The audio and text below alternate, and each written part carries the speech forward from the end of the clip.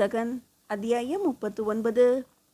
மறுநாள் விடியல் வேளையிலேயே தன் முன்பு வந்து நிற்கும் சங்கரதேவனை நெகிழ்வோடு பார்த்தார் ராஜராஜர். மனைவி முதன்முறையாக கருவுற்றிருக்கிறாள். அவளோடு சொந்த ஊருக்கு போயிருந்த வேளையிலும் தான் அழைத்தது தெரிந்ததும் அத்தனையும் விட்டுவிட்டு இங்கு வந்து நிற்கும் இவன் போன்றவர்களின் சோழ பற்றினால்தான் சோழம் தலை தோங்கும் என்பது தெளிவாக புரிந்தது அவருக்கு. சங்கரா, நான் சொல்வதை கவனமாக கேள். நீ சேரத்து மன்னரிடம் என்ன கூற வேண்டும் என்பதை தெளிவாக சொல்கிறேன். இதில் ஒரு வார்த்தை மாறாமல் அப்படியே சொல்வது மிகவும் அவசியம் என்று கூறி என்ன சொல்ல வேண்டும் என்பதை ராஜராஜர் கூறி முடிக்க அவர் கூறியதை கேட்டு அப்படியே அதிர்ந்து போய் நின்றான் சங்கரதேவன். அரசே, இது அவசியம்தானா? இதை நான் சேர மன்னரிடம் சொல்லத்தான் வேண்டுமா? அரசியல் காரணங்களுக்காக நம் இளவரசரின் வாழ்வை பணயம் வைப்பதா? அதற்கு நானே காரணமாவதா? சங்கரா, அரசு குடும்பத்தில் உள்ள எவருக்குமே தனிப்பட்ட விருப்பு வெறுப்புகள் கூடாது. அவர்களுடைய வாழ்வின் ஒவ்வொரு செயலும் மக்களின் நலனை ஒட்டியே இருக்க வேண்டும். என் மகனாய் இளவரசனாக பிறந்ததினால் மதுராந்தகனும் இதற்கு விதிவிலக்கல்ல. எமக்கு எது உகந்தது என்பதை விட எம் நாட்டிற்கு எது உகந்தது என்பதுதான் முக்கியம். மனமாகி சில மாதங்களே ஆகின்றன. உனக்கு மனைவி கருவுற்றிருக்கிறாள். இருந்தும் என் அழைப்பை ஏற்று ஓடி வந்த உனது கடமை உணர்வு போன்றதுதான் இதுவும். சோழம் உன் போன்ற பலரின் தியாகத்தினால் உருவானதுதான். எனவே சொல்வதை மட்டும் செய். விளைவை என்னிடம் விட்டுவிடு. மன்னிக்க வேண்டும் அரசே, மனம் திறந்து கேட்டுவிட்டேன். அதற்காக கடமைகளில் தவறேதும் நடக்காது என்று உறுதியளிக்கிறேன். சரி, நாளை கிளம்ப தயாராகிவிடு. பிரம்மராயரிடம் எமது ஓலைகளையும் பரிசு பொருட்களையும் பெற்றுக்கொண்டு செல். சேர மன்னரை தவிர வேறு எவரிடமும் இதை பற்றி பேச அவசியமில்லை. அதுவும் நான் சொன்ன சூழ்நிலை அமைந்தால் மட்டுமே. இல்லையெனில் நட்பின் பரிசாக அவர் மகளின் திருமண பரிசாக நான் அனுப்பியவற்றை கொடுத்துவிட்டு நிலைமையை புரிந்து கொண்டு கிளம்பிவிடு. அப்படியே ஆகட்டும். நான் வருகிறேன் அரசே.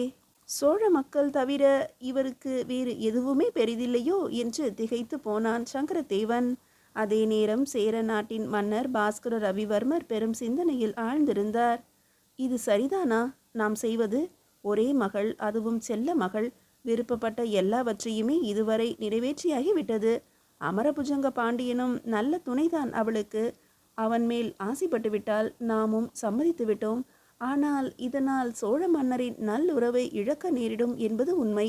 என்றாலும் நாளை உருவாக போகும் பாண்டிய சோழ அரசுக்கு மகாராணியாக என் மகள் மந்தாகினி நினைக்கவே எவ்வளவு மகிழ்ச்சியாக இருக்கிறது. அமரபுஜங்கனுக்கு தற்போதைய தேவை படைபலம். அதை நம்மால் அளிக்க முடியும். அவனுடைய திட்டங்களும் வெற்றியை நோக்கியே உள்ளன. சரியான சமயத்தில் தாக்குதல் எதிர்பார்ப்பது போல நடந்தால் முடிவும் சாதகமாகவே அமையும். பாண்டியனின் முதன்மையான நோக்கமே மதுரையை மீட்பதுதான். அதற்காகவே திருமணத்துக்கும் ஒப்புக்கொண்டுள்ளான். மனம் முடித்த அடுத்த 15 நாட்களிலேயே தாக்குதலுக்கும் முடிவெடுத்திருக்கிறான். வேகம் அதிகமாகத்தான் இருக்கிறது அவனிடம். நம்முடைய விவேகமும் சேர்ந்தால் வெற்றி உறுதி என்றே தெரிகிறது. எதுவாயினும் மகளின் விருப்பம்தான் முக்கியம். அதற்காக சில உறவுகளை விலக்கத்தான் வேண்டும். வேறு வழியும் இல்லை. ஒரு புறம் சோழத்திற்காக தம் மகனின் வாழ்வை பணயமாக வைக்கும் ராஜராஜர், இன்னொரு புறம் தன் மகளின் விருப்பத்துக்காக தன் நாட்டின் எதிர்காலத்தையே பணயம் வைக்கும் பாஸ்கர ரவிவர்மன். இருவருக்கும் இடையில் விதியானது அமரபுஜங்கனின் வடிவில் விளையாட்டை ஆரம்பித்தது. அதே நேரம் தன் அத்தை குந்தவையிடம் கொதித்து கொண்டிருந்தான் மதுராந்தகன். அத்தையாரே, தூது போகக்கூட எனக்கு தகுதி இல்லையாம், சொல்லிவிட்டார் தந்தை என்றான். என்ன சொன்னார் உன் தந்தை என்பதை முழுமையாக சொல்லடா. வேங்கையை வேட்டைக்குத்தான் அனுப்புவார்களாம், விளையாட அனுமதிக்க மாட்டார்களாம். அருமை அருமை. என் தம்பியை போன்று இன்னொருவர் சிந்திக்க கூட முடியாதடா, மகிழ்ச்சியாக கூறினார் குந்தவை. என்னை எதையும் செய்ய விடாமல் தடுப்பது தங்களுக்கு மகிழ்ச்சியா அத்தை? கோபப்பட்டான் மதுராந்தகன். அட அசட்டு பயலே, உன் தந்தை ராஜராஜரை பற்றி எனக்கு தெரியாது. ஆனால் என் தம்பி அருண்மொழியை நன்றாகவே உணர்ந்தவள் நான். அவனுடைய ஒவ்வொரு வார்த்தைக்கும் செயல் வடிவம் கொடுத்த பிறகே அதை பற்றி பேசுவான். இன்னும் 3 தினங்களில் உனக்கு இளவரசு பட்டம் கட்டும் விழா இருக்குது, மறந்துவிட்டாயா? உன்னை ராஜேந்திரா என்று வாயார அழைத்து மகிழும் அந்த நாளை சோழமே எதிர்நோக்கி காத்திருப்பதை நீ அறியாதவனா? உன் தந்தையின் வார்த்தைகளை திரும்ப திரும்ப யோசித்துப்பார். உன்னை தான் பெற்ற வேங்கையை விளையாட அனுமதிக்கவில்லையே தவிர வேட்டைக்கு அனுப்ப மாட்டேன் என்று சொல்லவே இல்லையே. நான் என் தம்பி அருண்மொழியை புரிந்து கொண்டது சரியென்றால் இளவரசு பட்டம் ஏற்றதும் முதல் வேலையாக நீ வேட்டைக்குத்தான் புறப்படுவாயடா என்று குந்தவையார் கூறிக்கொண்டிருக்கும் போதே, மதுராந்தகா, தயாராகிவிடு. இன்றிலிருந்து 3வது நாள் நீ இளவரசன் ராஜேந்திரன், 4ஆம் நாள் கடல் கொள்ளையரை அழிக்க நீ புறப்படுகிறாய் வணிகர் கூட்டத்தோடு. இது ராஜராஜரின் கட்டளை என்று கூறியவாறே உள்ளே நுழைந்தார் வல்லவரையர் வந்தியத்தேவர். முதலாக தன் தந்தை ராஜராஜரை எண்ணி வியப்படைய ஆரம்பித்தான் நாளைய ராஜேந்திரன். இது வாழ்நாள் வரை தொடரும் என்று அப்போது அவன் நினைக்கவே இல்லை. அந்த நாளும் வந்தது. சோழத்தின் இளவரசனாக பேரரசர் ராஜராஜரின் மைந்தன் மதுராந்தகன் ராஜேந்திரன் என்னும் வரலாறாகவே மாறப்போகும் புது பெயருடன் இளவரசனாக முடிசூட்டப்பட்டான். அதே நாளில் சேர மன்னன் பாஸ்கர ரவிவர்மன் மகள் மந்தாகினிக்கும் பாண்டிய வழி தோன்றல் அமரபுஜங்க பாண்டியனுக்கும் சேர நாட்டில் திருமணம் விமரிசையாக நடைபெற்றது. மீதியை அடுத்த அத்தியாயத்தில் காணலாம். அத்தியாயம் 40. அதே நாளில் சங்கரதேவன் சோழ தூதுவனாக சேர நாட்டில் தன் தடம் பதித்தான். எங்கு நோக்கினாலும் பச்சை பசேல் என்று மரங்கள், செடிகள், கொடிகள், புல்வெளிகள், சுற்றிலும் மலைகள், அதிலிருந்து வழிந்து பருவத்தின் திரட்சியாக ஓடிவரும் நீரோடைகளும் அருவிகளும், அதில் பட்டு தன் கட்டினை பறிகொடுத்து கற்பிழந்த காரிகையாக சில்லென்று வீசிக்கொண்டே இருக்கும் மலைக்காற்று மோகத்தை அதிகமாக தூண்டிவிடும். இந்த நிலை மனதையும் லேசாக்கி செல்வதை உணர்ந்தான் சங்கரதேவன். உண்மையிலேயே இயற்கை என்னும் இறைவனால் ஆசீர்வதிக்கப்பட்ட இடம்தான் சேரநாடு என்று மலைத்து நின்றான். ஆனால் என்ன இருந்தாலும் எம் சோழத்தின், குறிப்பாக தஞ்சையையும் அதை சுற்றியுள்ள இடங்களின் பசுமைக்கும் அழகிற்கும் இவை ஈடாகாது. அது ஒரு தனி அழகு. கூடலுக்கு முன்பு வரும் ஊடல் போல உணரக்கூடிய அழகு. நெஞ்சில் நினைக்கும் போதே உடலில் சிலிர்ப்பை ஏற்படுத்தும் அழகு. சேரநாட்டு அழகு உடலில் கிளர்ச்சியை தூண்ட வைக்கும் ஒரு பெண்ணை போன்றது. சுகித்தால் மட்டுமே உணர முடியும். சுகித்த பிறகு ரசிக்க முடியாது. சோழ நாட்டு அழகு அப்படியல்ல. வயலில் நாற்று நட்டு கொண்டே நெற்றியில் விழும் ஒற்றை முடியை தள்ளுவது போல ஓரக்கண்ணால் தன் மனம் கமர்ந்தவனை காணும் ஒரு குமரி பெண்ணின் கடைக்கண் பார்வையை நினைவு கூறும் அழகு அது. சுகிக்க மனம் வராது. ஆனால் சுகித்த சுகம் ஒவ்வொரு முறையும் அவளை நினைக்கும் போது தோன்றும். சாகும் வரை அந்த ஒற்றை பார்வையும், இடுப்பில் தூக்கி சொருகி இருக்கும் இடையாடையின் நெளிவும், கண்ணை இழுத்து நிறுத்தும் அவளின் கணுக்கால் அழகும் நினைவில் நின்று நிதானமாக ஆடும். இப்படி என்னவெல்லாமோ மனதில் நினைவுகளை அசை போட்டு கொண்டே சேரனின் அரண்மனை வாயிலை நெருங்கினான் சங்கரதேவன். ஊரெங்கும் திருவிழா கோலமாக இருந்தது. செண்டை மேளங்களின் ஒலி காடுகளை கூட அதிர வைத்தது. தெருவெங்கும் யானைகள் அலங்கார அணிவகுப்பாக நிற்க வைக்கப்பட்டிருந்தன. சேர நம்பூதிரிகள் முன் வரிசை மரியாதையை ஏற்று முன்னேற, அவர் பின்னே வீரர்களின் முறையான அணிவகுப்பும், அவர்களின் பின்னே மங்கள வாத்தியங்களும் முழங்க, ஊர்வலத்தின் நடுவில் பெரிய யானையின் மீது சேர மன்னர் கம்பீரமாக அமர்ந்து வர, அவருடன் அலங்கார புருஷனாய் அம்பாரியின் அருகே உய்யாரமாக அமர்ந்து வந்தான் இளைஞன் ஒருவன். என்னையா நடக்கிறது இங்கே?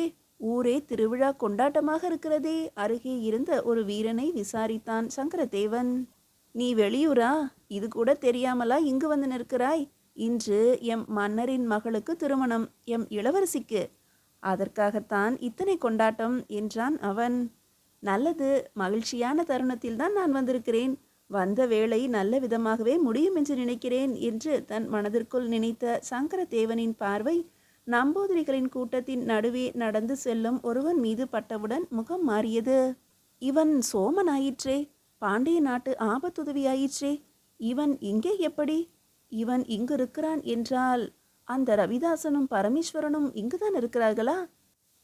இல்லையே, அவர்கள் சோழ நாட்டின் எல்லை தாண்டி காட்டிற்குள் ஒரு கடிகை அமைத்து போர் பயிற்சி அளித்து வருகிறார்கள் என்றல்லவா கேள்விப்பட்டோம் என என்ன ஓட்டத்தில் சிக்கி தவித்து கொண்டிருந்தவனை, அதோ பாரையா, யானை மேல் எம் மன்னர் பவனி வருவதை என்ற வீரனின் குரல் தன் நிலைக்கு கொண்டு வந்தது. ஓ, இவர்தான் சேர மன்னர் பாஸ்கர ரவிவர்மரா? அருகே அமர்ந்திருப்பவர் யார்? அவர்தானையா மணமகன், எம் இளவரசியின் கணவராக போகின்றவர், பாண்டிய இளவரசர் அமரபுஜங்க பாண்டியர் என்ற வீரனின் பதிலை கேட்டவுடன் அடி வயிற்றில் அதிர்வை உணர்ந்தான் சங்கரதேவன். இவன்தானா அது? காட்டிலும் மேட்டிலும் மறைந்தே வாழ்ந்து அவ்வப்போது மதுரையில் மறைந்திருந்து தாக்குதல் நடத்திவிட்டு காணாமல் போகும் அமரபுஜங்கன் இவன்தானா? சேர நாட்டு மருமகன் என்ற பதவி வேறு.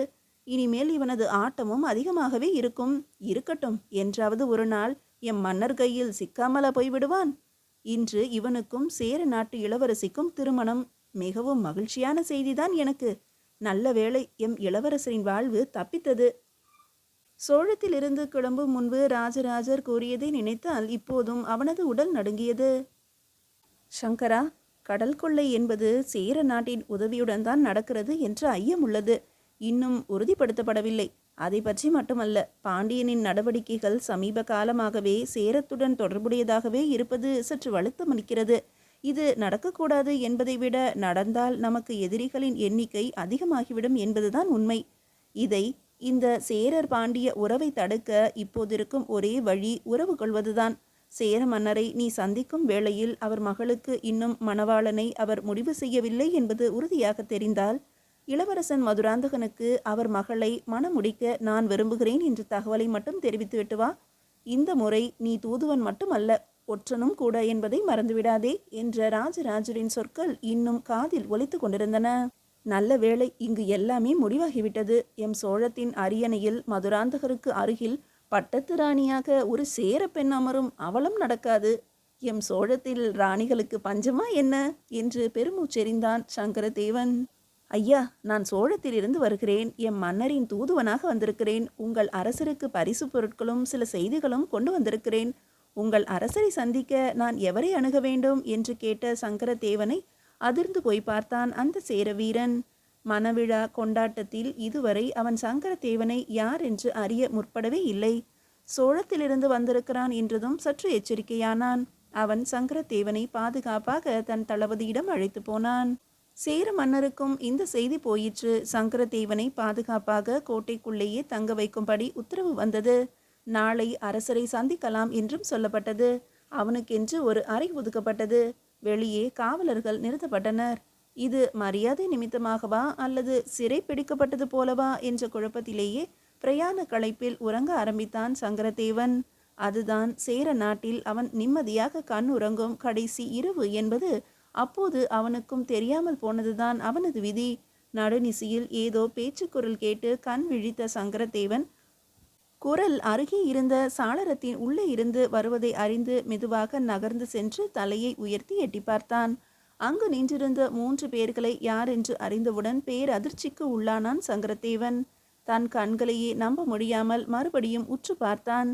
மூவரில் 2வரை நன்றாக அடையாளம் தெரிந்தது. ஒருவர் சேர மன்னர், 2ஆமவன் சோமன், 3ஆவதாக நிற்பவனை அடையாளம் தெரியவில்லை. கரிய நிறம், கொலை பாதகத்துக்கு அஞ்சாத முகம், வளைந்து மேல் எழும்பிய தடித்த மீசை, இடது கன்னத்தில் ஒரு வெட்டுத் தழும்பு. யார் இவன் என்பதை யோசிக்கும் முன்பு அவர்கள் மூவரும் பேச ஆரம்பித்தனர். மீதியை அடுத்த அத்தியாயத்தில் காணலாம். அத்தியாயம் 41. மதுரையில் நிலைமை எப்படி உள்ளது சோமரே? கேட்டார் சேர மன்னர். சாதகமாகவே உள்ளது. எந்நேரமும் தாக்குதலை எதிர்நோக்கி பாண்டிய வீரர்கள் பல குழுக்களாக பதுங்கியுள்ளனர். அமரபுஜங்க பாண்டியர் வந்துவிட்டால் போதும், மதுரையை நம் வசப்படுத்திவிடலாம். அதற்குள் செய்தி அறிந்து சோழர் படை மதுரை நோக்கி விரையும். அதையும் எதிர்கொள்ள தம்பிகள் ரவிதாசன் பரமேஸ்வரனின் துணை உண்டு. இன்னும் 1 வார காலம்தான், மதுரை நம் வசம் என்றான் சோமன். தவறாக சொல்கிறீர்கள். சோழமே நம் வசம்தான் என்றார் சேரமன்னர். எப்படி சொல்கிறீர்கள்? மதுரையை நீங்களும் அமரபுஜங்க பாண்டியனும் உங்கள் கையகப்படுத்தியவுடன் சோழர் படை மதுரையை நோக்கி நகரும். அதே வேளையில் சேரத்திலிருந்து கடல் வழியாக எமது படைகள் புகார் நுழைந்து அங்கிருந்து தஞ்சையை தாக்கும். ஆளில்லாத தஞ்சை அகப்படும் நம்மிடம். தஞ்சையிலிருந்து எம் படைகள் பாதி மதுரையை நோக்கி திரும்பும். 2 பக்கமும் சோழர் படை தாக்கப்படும். சோழமும் நம்மை வந்து அடையும் என்றார் சேரமன்னர். சேரத்திலிருந்து போர்க்கலன்கள் சோழத்தை அடைய குறைந்தது 6 நாட்களாவது ஆகிவிடுமே. அதற்குள் ராஜராஜன் கடலிலேயே உங்களை தாக்க ஆரம்பித்து விடுவானே என்றான் அந்த 3வது நபர்.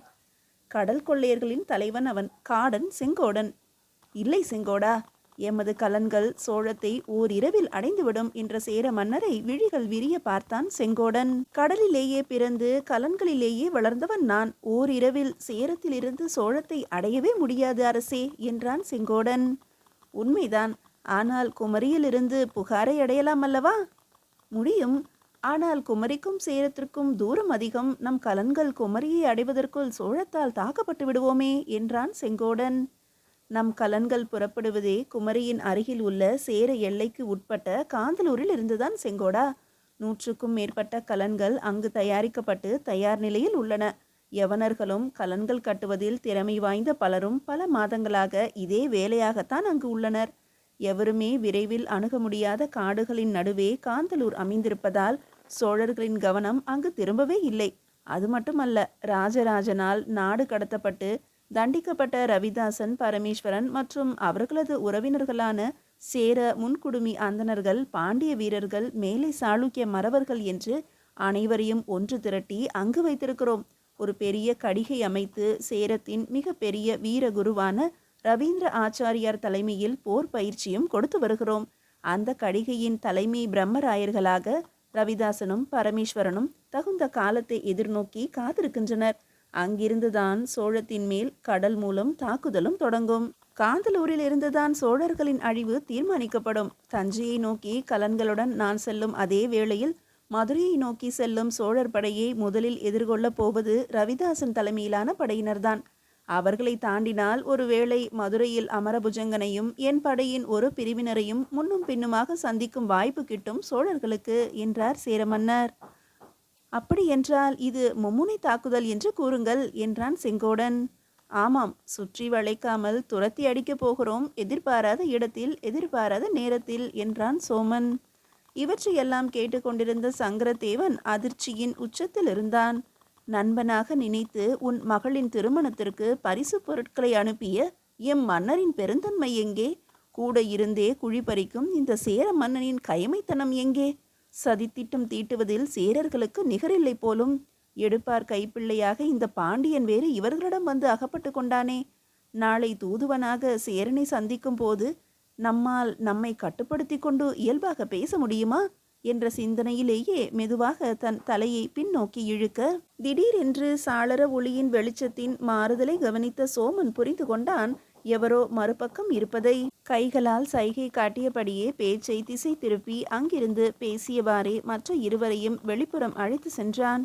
தலைமை காவலனை அழைத்து சேர மன்னரை அந்த அறையில் இருப்பது யார் என்று விசாரிக்க சொன்னான். தங்கியிருப்பது சோழனின் தூதுவன் சங்கரதேவன் என்பதை அறிந்ததும் திடுக்கிட்டார் சேரமன்னர். அறிவிருக்கிறதா உங்களுக்கு? எதிரியின் தூதுவனை விருந்தினர்களின் அறையிலா தங்க வைப்பது? கோட்டைக்குள் வேறு இடமே இல்லையா அவனை தனித்திருக்க வைக்க? கடிந்து கொண்டார் சேரமன்னர். அரசே, இப்போது பிரச்சனை அதுவல்ல. என் கணிப்பு சரியென்றால் நாம் பேசியது முழுவதையுமே அவன் கேட்டிருப்பான். இனி அவனை வெளியே விடுவதும் தவறு. நம் திட்டங்கள் அனைத்தும் அறிந்தவன் இனி உயிர் வாழத்தான் வேண்டுமா கேட்டான் சோமன். அவசரப்பட வேண்டாம். நமது திட்டங்கள் அனைத்தும் செயல் வடிவம் பெற இன்னும் 10 நாட்களாவது ஆகும். அதுவரை இவன் உயிரோடு இருந்தாக வேண்டியது அவசியம். இவனை இன்றே கொன்றுவிட்டால் சோழத்தின் எதிர்ப்பை உடனே எதிர்கொள்ள வேண்டி வரும். அதனால் நமது ஒட்டுமொத்த திட்டமும் பாழாகிவிடக்கூடும். எனவே இவனை சிறைப்பிடித்து விஜயகிரி கோட்டையில் அடைத்து வையுங்கள். மனித சஞ்சாரமே இல்லாத அங்கு கைதியாக இருப்பவன் எவனுமே மனநிலை பாதிக்கப்பட்டு பைத்தியமாகவே திரிவான். நமக்கும் தூதுவனை கொன்றுவிட்டோம் என்ற பழியும் சேராது என்ற சேர மன்னரின் பேச்சை கேட்டு பலமாக சிரித்தனர் மற்ற இருவரும். நாளை சூரிய உதயத்தை இவனுக்கு விஜயகிரி கோட்டையில் காட்டுங்கள் என்று கட்டளையிட்டுவிட்டு சென்றார் சேரமன்னர் பாஸ்கர ரவிவர்மர். இரவோடு இரவாக சங்கரதேவன் கைகள் கட்டப்பட்டு தனி களத்தின் மூலம் சேர நாட்டின் இயற்கை சிறையான கடல் சூழ்ந்த தீவு பகுதியான விஜயகிரி கோட்டைக்குள் சிறை வைக்கப்பட்டான். அதே நாள் காலையில் நாகையிலிருந்து ஸ்ரீ விஜயத்துக்கு 2 சோழ வணிக கலன்கள் பெரும் பொருட்களோடும் பருத்தி மூட்டைகளோடும் துணிமணிகளோடும் கிளம்பின. கலங்களில் இருந்து உயர்ந்து பறந்து கொண்டிருந்த புலி கொடிகளின் கீழே 2 வேங்கைகள் நீரோட்டத்தை பார்த்தபடி நின்று கொண்டிருந்தன வணிகர் வேடத்தில். ஒருவர் சோழ இளவரசர் ராஜேந்திரர், மற்றொருவர் அவரது ஆருயிர் நண்பன் அருண்மொழி, கிருஷ்ணன் ராம பிரம்மராயரின் மைந்தன். இருவரது விழிகளும் வேட்டையாட எதையோ தேடிக்கொண்டிருந்தன. கடலையே வெறித்து பார்த்து கொண்டிருந்த இருவர் விழிகளிலும் காட்சி வேறாக இருந்தாலும் எண்ணமும் சிந்தனையும் ராஜராஜரின் வார்த்தைகளையே சுற்றி வந்தன. பிள்ளைகளா, நீங்கள் செல்வது போருக்கு அல்ல, ஒரு சிறு பிரச்சனையை வேறறுக்க செல்கிறீர்கள். ஒரு பெரிய சதியின் படரும் தொடர்பை வெட்டி வீழ்த்த செல்கிறீர்கள். நம் வணிகர்களின் நலனுக்காக என்பது முதன்மையானது என்றாலும் இதன் உண்மையான நோக்கம் அதுவல்ல. இந்த சண்டையின் மூலம் எதிரி யார் என்பதை நீங்கள் அறியலாம். ஆனால் எனக்கு வேண்டியது அதுவல்ல. எதிரி யாராக இருப்பினும் கவலையில்லை. அவன் ஏன் எதிரியானான் என்பதுதான் எனக்கு தேவை. நீங்கள் வீழ்த்த போவது அம்புகளை மட்டும்தான், எய்தவனை அல்ல. எனவே எந்த அம்பும் நமக்கு தேவையில்லை. அத்தனையையும் உடைத்து எறியுங்கள். ஆனால் அம்பை எய்ய பயன்படும் வில் எனக்கு தேவை. அதை பத்திரமாக கொண்டு வாருங்கள். புரிகிறதா? கேட்ட ராஜராஜரை நிமிர்ந்து பார்த்த ராஜேந்திரன், புரிகிறது தந்தையே. கொள்ளையர்கள் வேண்டாம், அவர்களின் தலைவனை கைது செய்து வரச் சொல்கிறீர்கள், சரிதானே என்றான். நல்லது. கொள்ளையர் தலைவன் ஒருவனை தவிர வேறு எவருமே பிழைக்கக்கூடாது. பிடுங்க வேண்டிய களைகள் அவர்கள். வேறு எவர் இருந்தாலும் இடம் தெரியாமல் அழித்து விட்டு வாருங்கள். பருத்தி மூட்டைகளுக்கு நடுவில் நம் வீரர்களை பதுங்கி இருக்க சொல்லுங்கள். அனைவரும் வணிகர் கூட்டத்தினர் போலவே செல்லுங்கள். கொள்ளையர் கலன்களை எரிக்காமல் இழுத்து வாருங்கள், நமக்கு பயன்படலாம் என்ற ராஜராஜரை நோக்கி அடுத்த கேள்வியை வீசினான் அருண்மொழி. அரசே, ஒருவேளை கொள்ளையர் எங்களை தாக்காது போய்விட்டால் என்று கேட்டான். கொள்ளையர்களை தேடிச் சென்று நாம் தாக்கிவிட்டு திரும்புவோம் என்று பதில் வந்தது ராஜேந்திரனிடம் இருந்து. ராஜராஜர் தன் மகனை பெருமை பொங்க பார்த்தார். எடுத்த காரியம் மட்டுமே முக்கியம், தடைகளோ விளைவுகளோ அல்ல. இது அர்ஜுனனின் குறி போன்றது. தடமும் மாறாது, தடுமாறவும் செய்யாது என்று புரிந்தது அவருக்கு. இதை பற்றி சிந்தித்து கொண்டிருந்த அருண்மொழியின் கண்களில் தொலை தூரத்தில் இருளில் ஒற்றை விளக்கின் வெளிச்சத்தில் வரும் 2 பெரிய கலன்கள் தென்பட்டன. மிக விரைவாக தங்களை நோக்கி அவை வருவதை உணர்ந்தான் அருண்மொழி. அதோ பார் ராஜேந்திரா என்று குரல் கொடுக்க, சரி வா, நம் நேரம் ஆரம்பித்து விட்டது என்று அவன் கைப்பிடித்து இழுத்து சென்றான் ராஜேந்திரன். சோழர் கலங்களின் பாய்மரங்கள் அனைத்தும் நீரால் நனைக்கப்பட்டன. வீரர்கள் தயாராக எதிர்நோக்கி காத்திருந்தனர். ஒருபுறம் 50க்கும் மேற்பட்ட வீரர்கள் கயிறுகள் வழியாக சத்தம் காட்டாமல் கடலில் இறங்கினர். கொள்ளையர் கலன்கள் நெருங்கி வந்து எரி அம்புகளால் தாக்குதலை தொடங்கின. ஈரமானதால் பாய் மரங்கள் தீப்பற்றாமல் போக தன் கலன்களை இன்னும் நெருங்கி செல்ல ஆணையிட்டான் கொள்ளையர் தலைவன் காடன் செங்கோடன். சோழர் கலன்களின் அமைதி அவனை கலவரமூட்டியது. தமது வீரர்களில் சிலரை சோழர் கலன்களில் குதிக்க சொன்னான். மேல் தளத்தில் எந்த சலனமும் இல்லை என்பதை அவர்கள் அறிவித்த பின்பு கீழ்த்தளத்தில் இறங்க முடிவு செய்து தமது வீரர்களை சோழர் கலன்களில் தாமச் சொன்னான். கீழ்த்தளத்தில் பருத்தி மூட்டைகளின் நடுவே பதுங்கி இருந்த சோழ வீரர்கள் திடீரென்று தாக்குதலை ஆரம்பிக்க, அதே நேரம் கடலில் இறங்கி இருந்த சோழ வீரர்கள் கொள்ளையரின் கலன்களில் ஏறி தாக்கத் தொடங்க, இதை எதிர்பாராத செங்கோடன் நிலை குலைந்து போனான். ஒரே நேரத்தில் அனைத்து கலன்களிலும் சோழ வீரர்களின் வெறித்தனமான தாக்குதல் தொடங்கும் என்று அவன் எதிர்பார்க்கவில்லை. ராஜேந்திரன் மேல் தளத்தில் சக்கர ஆயுதமாக சுழன்று கொண்டிருந்தான்.